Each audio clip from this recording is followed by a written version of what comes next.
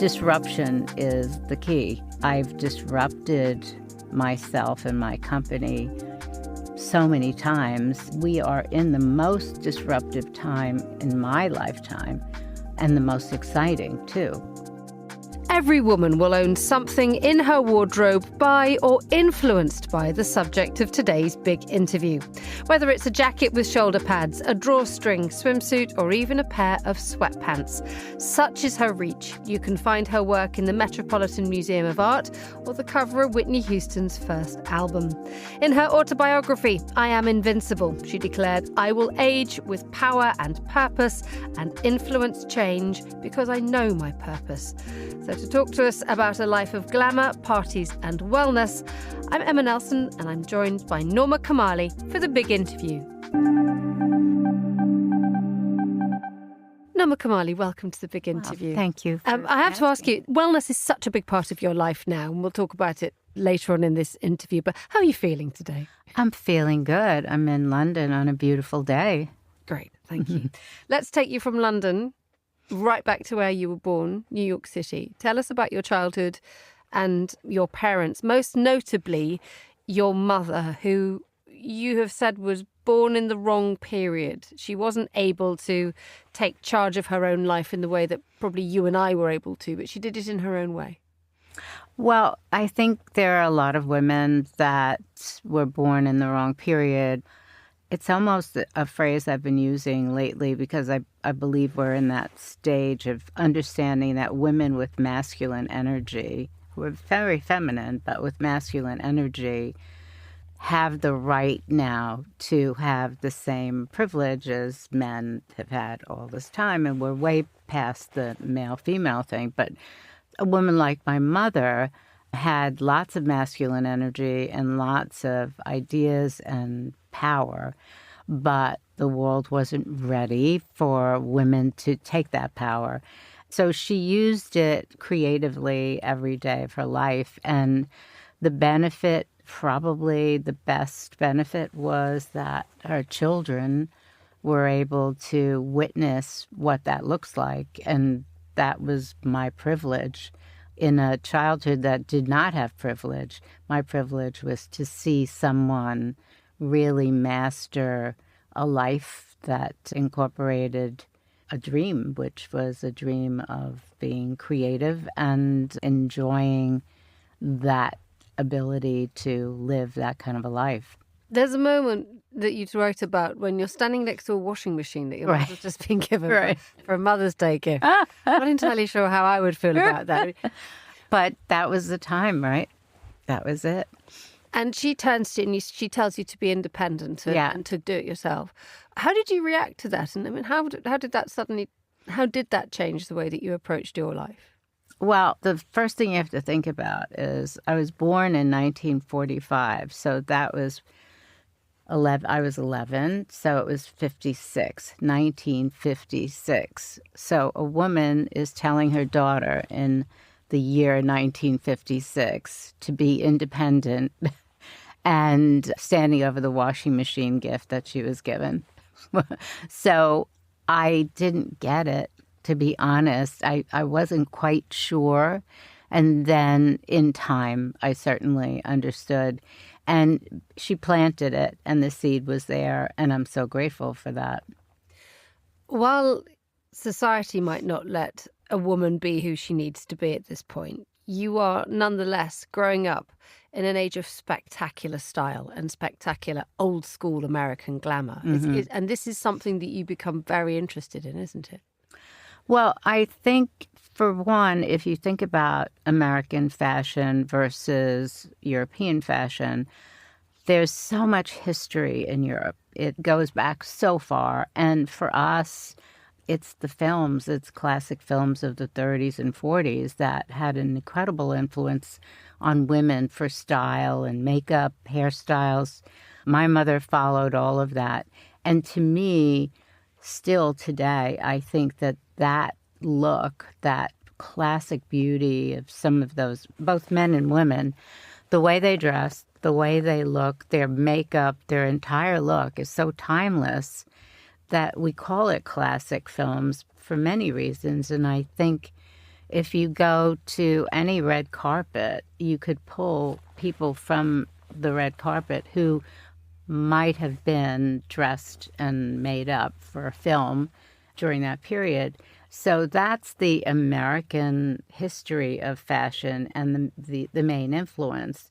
From that, so many things then evolved, and the U.S. fashion started to really build very, very slowly, but by the 60s and certainly the 70s in New York were very big for fashion and influenced the world of fashion. So finally, New York had this moment of very unique individual style. And that is something that you actually become completely central to, and you redefine an awful lot of the way that people dress from that point onwards. But just growing up as a teenager, what are your big style influences, and how are you forming your own personal style growing up in the household that you do, surrounded by the culture and the interests that you have?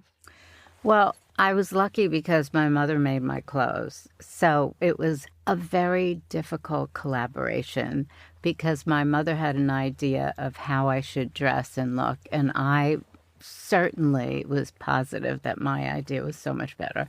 How was she defining your style, and where are the individual thoughts coming from you? Well, her style was really, when I look back at it, was really fantastic because it was very classic Chesterfield coats and having my hair in a little bob and looking very cool if you look at it from today to then. But I'm from the early baby boomers, so we were rejecting everything that existed. And so even intuitively, before it manifested itself here in London, my inclination, and nobody was wearing vintage at the time, I was so obsessed with these films that I found stores that had clothes from the films, and I would wear them, and nobody was wearing them, I promise you. And I loved it, and I wanted to dress like that, but I also liked wearing skinny pants. And so when my mother said, I am not making these clothes for you, that's it, I'm done, then I had to learn how to sew. And I could never put a zipper in a pant, so I carried a seam ripper and thread and needle. So whenever I had to go, if I was out dancing, I would take the seam ripper, open up my sewing where the zipper should be, and then I would sew it back up. So I can do that very quickly.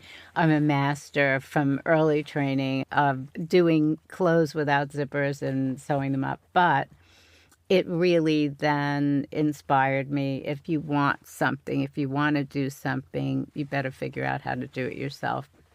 And this is something that you do when you're trying to start out your professional life, because clearly, let's go back a bit. At what point do you suddenly think that actually the ability to take apart and reconstruct your clothes during the course of the day, right, which is pretty unusual, we could venture, actually has to become what you want to do for the rest of your life?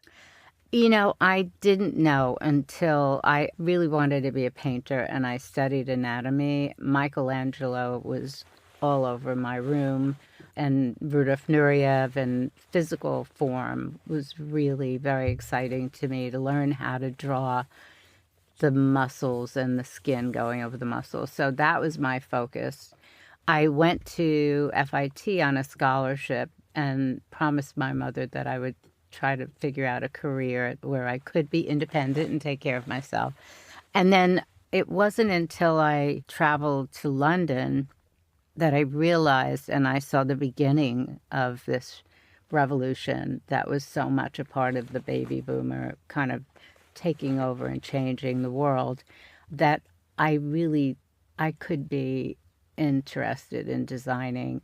And when I started bringing clothes back to New York, I opened a store to sell them in there because I had so many people asking me. First it was friends, and then it was friends of friends and friends of friends of friends. So the store was great. What were people wanting? Anything from London. Right. Bus Stop, Biba, anything I could find in Antiquarius, designers that were just beginning, that were doing fun things, or anything that I liked, I would just buy and bring back. And then there was a point where I felt, wouldn't it be great if this was happening now? And where I saw a space where nothing was happening in that space. And that's when I decided to start making some pieces. I never had the belief, though, that they were great. I just thought, well, I wonder what that would look like. And then for some reason, I was encouraged by editors that saw what I was doing, and I had a full page in Bazaar and Vogue early, like within 6 months or a year of making these clothes. It gave me the confidence to continue trying to explore that side of what I could do. It makes it sound like it was incredibly easy to do. But even looking back at the simple fact that you were travelling to London is beyond the budget of most young people starting out in life. You find an unusual way to pay for it, don't you? Well, yes. So when I graduated from FIT, I was very excited. I really was proud of my portfolio. I had a lot of encouragement from a very intense professor who, when she said, it's okay, you thought, okay, I feel good about it if she's saying that. My first job interview was a nightmare because it was an objectifying, humiliating situation. And as much as I needed the job, I just ran out crying, and I thought, I don't want to work in this business. I'd rather travel, see the world. I don't know what's going on. So I saw an ad in the New York Times that's where you would look for a job at the time, by the way. It was great. And there was a job at an airline, and I had no office skills whatsoever. And I don't know why they hired me. There was no reason to. And I was working at a UNIVAC computer. That's what was going on in the airline industry at the time. And so I got early exposure to computers, and that was one of the best things that ever happened. And the second I was able to get on a flight, because you'd get reduced fares for $29 round trip. So every weekend, Norma from New York, which is what people called me, was in London. And so I saw everybody as if I lived here, because if you think about it, a lot of us see our friends on the weekends, not during the week. So I would work crazy hours that people didn't want at the airline, so that I could have a long weekend, an extra day for the weekend. And I would leave Thursday night and have 3 days in London, and $29 round trip. And those $29 round trip set you up for this boutique and this style now that you are developing. Yeah. And you find yourself absolutely at the centre of attention, but you also, in terms of the style and the fashion that you're creating, but you're also, at this point, absolutely in the beating heart of New York's most fashionable crowd and set. And you're having... who's coming over your doorstep, and who's how quickly do you suddenly find yourself being the sort of cultural and style centre of the city? Well, it was very interesting because now there's a new way to shop. Shopping became more of a sport and a social experience, and people started to dress to go shopping, but not in the old school way of dressing to go shopping. I mean, dressing to go shopping in 60s, 70s style, which meant it was just going to be a party and everything would be great and look fun. And so I was fortunate to be in that moment, and I was one of the shops that people would come to visit and see, and thankfully purchase clothes so we could stay in business. And at the time, and for many years, celebrities, and I had a lot of music people, would style themselves. I mean, it would be like, would you ask Jimi Hendrix to have a stylist? No, you wouldn't. So none of them. I mean, Cher would never have anybody style her. Nobody. And so it was really fantastic because I got to see through the store who I was and what I was doing that people liked and what I was doing that they had no interest in. And I learned a lot through that experience. And you there's nothing better than either people paying for something or it's like, I wouldn't pay for that. And then figuring out how much to charge when you're starting out, figuring out things like that, really difficult. Learning about the business is a whole other art form. So at the absolute front end of things, you're learning three things: commercial acumen, business sense in terms of what works for fashion, but also you're in your 20s, and so you're learning your own personal style as you're going along. Mm-hmm. And, when you're in your 20s, as you know, that's such a big growth period for mental, mind, body, brain, everything. Who am I? Who am I through my friends, through what I do? And having a business at that age really put a lot of responsibility in a bigger way than typically might happen for somebody who's 23 or 24. I loved it. I absolutely loved it. I didn't know. I thought I knew everything. That's why I did it. I thought I was so smart. I will never be that smart ever again, because that blind kind of faith in what you can do can only happen in your 20s. It can only happen when you think you know so much more than you actually do know. We talk about the fact that you're able to make mistakes quietly, but global fame does come, and it comes in the form of a red swimsuit. I think the sweats were probably the biggest push for that. And then the red swimsuit actually happened earlier, but gained more and more fame with time. So Farrah Fawcett was a customer, and she would come in and shop, and I would test styles in the store because I could tell whether or not something would be good, and I maybe do 6 of a style. So I did 6 of that style swimsuit that she's wearing in the poster, and I really decided that I didn't like it at all. And this was before I even saw the poster. I thought, I'm not going to do this again. This doesn't work. I really don't like it. And then I see the poster, and I thought, why didn't anybody tell me Farrah bought one of those suits? I was like, what?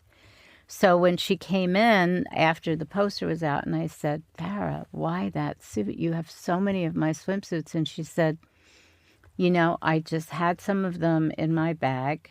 My friend was a photographer. We talked about doing a poster, and every once in a while we would take pictures. And this time we were going to do these swimsuits. And she said, and this picture just was a picture. It's her smile and her just beauty completely that carried the swimsuit over the line. Trust me, that swimsuit is not one of my favorite or best ever. You talked a moment ago about the sweats collection, and this is something that makes you accessible to the masses. And to all intents and purposes, we can thank you for inventing athleisure. How happy a moniker do you like to carry that? Because yes, the grey sweatshirt is arguably one of the most perfect pieces of off-duty uniform. Mm-hmm. But when you see people nowadays taking athleisure to its absolute extremes, how does that make you feel as the person who introduced us to it? Well, it's kind of like somebody buys what you do, and then they wear whatever shoes they want or whatever accessories, and it's not mine anymore, right? It's not mine, and that's part of what I do, is it's yours, and then you make it yours. So the idea of the sweats, first of all, the idea came to me when I was doing swimwear cover-ups, and I love to swim. And I used to swim in the city pools at night in New York City and get chased by the cops and all of that. But I loved to swim. And I would wear my brother's sweatshirt that he would get in the Army Navy store to kind of soak up the water. And at night it would be cold, even though it's summer. And so it worked for me. And I remember the sweatshirt as part of swimwear in my brain. That was my swimwear cover-up.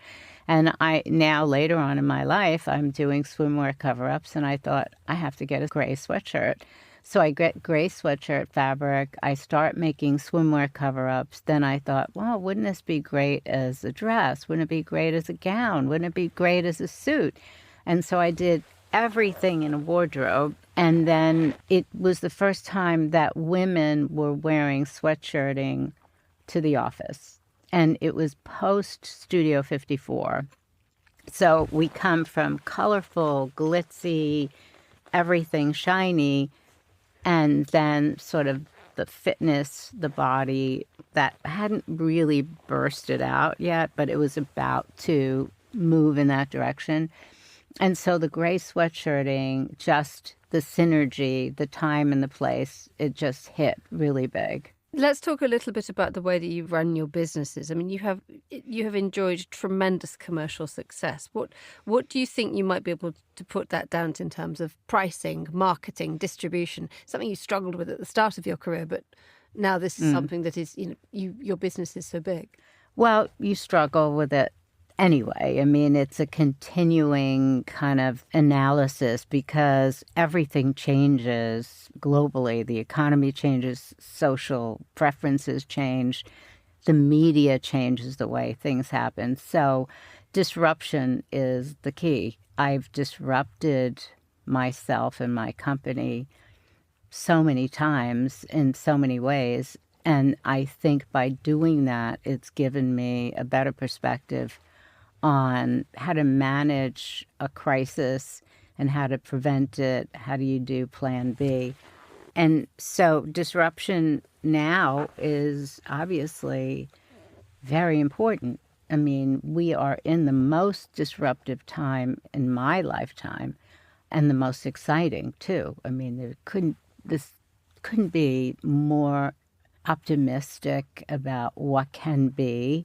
Even though there's a lot of darkness, this is a special time, and it is because of disruption.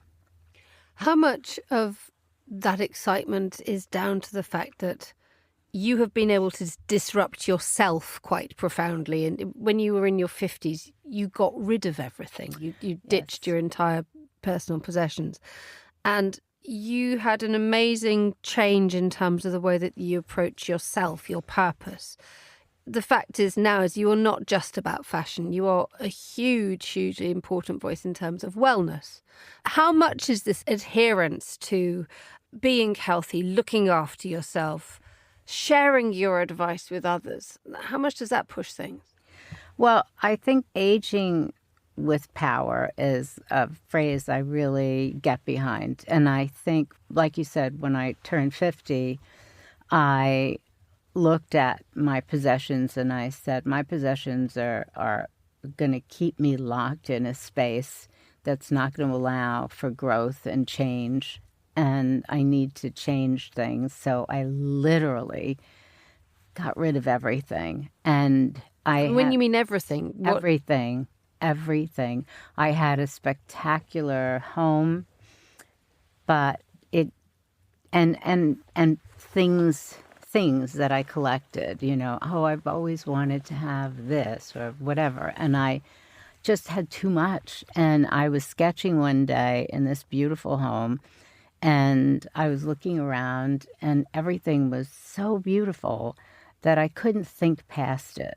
And I just put my pencil down and I said, this is it. I've got to get rid of this because I won't have a new idea. So that started this other look at what's important, like what is important. So if somebody broke into my home now, I would not be at a loss for anything. If it was taken, destroyed, it wouldn't matter. The only thing that would matter would be my loved ones, my fabulous dog, And that's it. So that starts the understanding of like what's important, what is important in your life. And I think health is always one that we think of. And living a good, long life is a goal of mine. And so I'd like to experience more of all of this new, fabulous stuff that's happening. So I love how taking control of your body also was an incredibly powerful feeling in the mindset of healthy lifestyle. How much does being that focused and that powerful and, dare I say it, that energized help you deal with what the world is experiencing at the moment? You say this is the most disruptive time that you have ever experienced. But in terms of what happens is with the United States and its relationship with the fashion community, I mean, one does not imagine that Donald Trump is thinking an awful lot about fashion. Melania might well be, but the way that the United States is presenting itself to the world and what it means for your industry. Well, Donald Trump is hard to understand, but he does a lot of great things, and then he does things that confuse us, and so we're not sure. We're not sure of what's going to happen. How is this going to work out? But he's done things that are really good for many industries, and So tell us. Let me get to the tariffs. So the tariffs, on the other hand, are. And I understand why they're good for the country, because there is a very disproportionate amount of tariffs against the U.S., and so he's trying to balance it. And that's a hugely disruptive act. So when he said before he was elected that if he was elected, that's what he was going to do, I thought, I don't know if he's going to be elected, but I need to figure this out now. And we hadn't raised prices since COVID or before COVID. So we did stages of increases, and we really rationalized what to do. And it was very good because we're on par. We're even still much better priced than a lot of other people. And so I thought, phew, we got through that. He said he was going to do it. He did it. And then he said he was going to raise the tariffs even more. So I was up all night, quite frankly, thinking I didn't count on this. I hope this is a strategy for negotiation and it will turn around. So it's that part of Donald Trump that it may turn out okay, but it's a ride. Let's just say it's a ride. Now, I do think he's trying to do things for the country. And in his perspective and his style, it's hard for people to understand. He has a very New York style, which I understand sometimes. But I understand when people who are not from New York are trying to figure out what he's going to do next. But it's very New York. It's very New York. Finally, I want you to take us to the equivalent of the washing machine moment that you had with your mum. And imagine that you're standing next to whatever your washing machine is. And there is an 11-year-old girl growing up in 2025. What are you telling her? Learn everything you can about AI.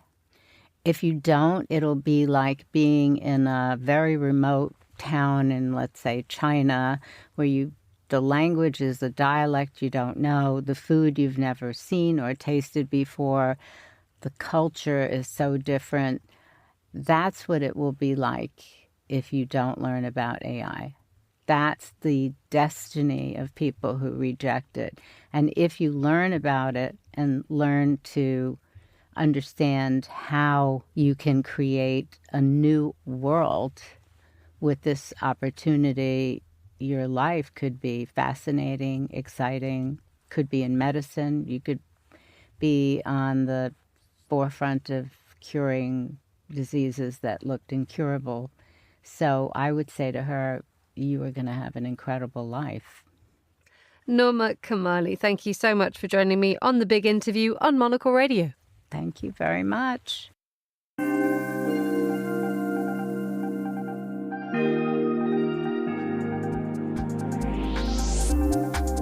And that's it for this edition. It was produced by Gunnar Grunlid and edited by Jack Jewis. From me, Emma Nelson, goodbye. Thank you very much for listening.